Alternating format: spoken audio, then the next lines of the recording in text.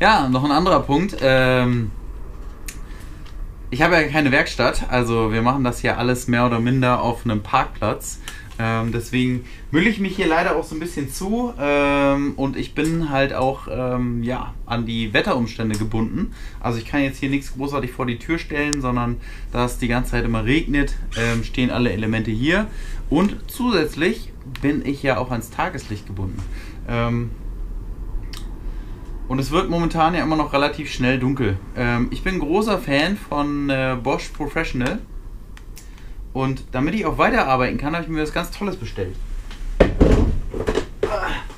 Und zwar die Bosch Professional Lampe GLI 12 Volt 330.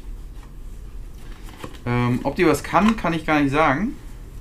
Die ist hier auf jeden Fall noch zu und ich mache sie mal einmal auf. Und guck mir das Ding mal an. Also, klein und handlich, schön verpackt. Und ich bin mal gespannt, ob ich jetzt auch im Dunkeln arbeiten kann, ob das Ding genug bringt.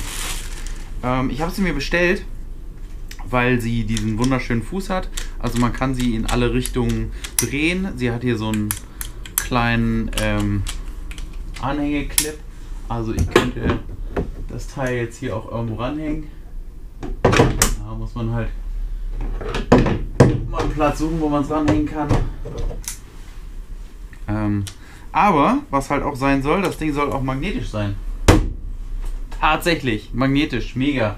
So, und jetzt will ich mal gucken, was das Ding für ein Licht macht. Und das Schöne ist ja, da ich ja auch sonstiges Werkzeug von Bosch Professional verwende, passen auch die Akkus hinten rein. Und von den Akkus habe ich ein paar. Und jetzt wollen wir mal gucken, wie das Ding leuchtet. Oh! Also, das Ding ist mal ordentlich hell. Ja. Mega, würde ich sagen. Also es macht ein sehr schönes gestreutes Licht. Es ist jetzt nicht so gut dafür, um Kabel zu suchen. Also weil es ist kein punktuelles Licht, sondern sehr gestreut. Hey, aber mir gefällt's.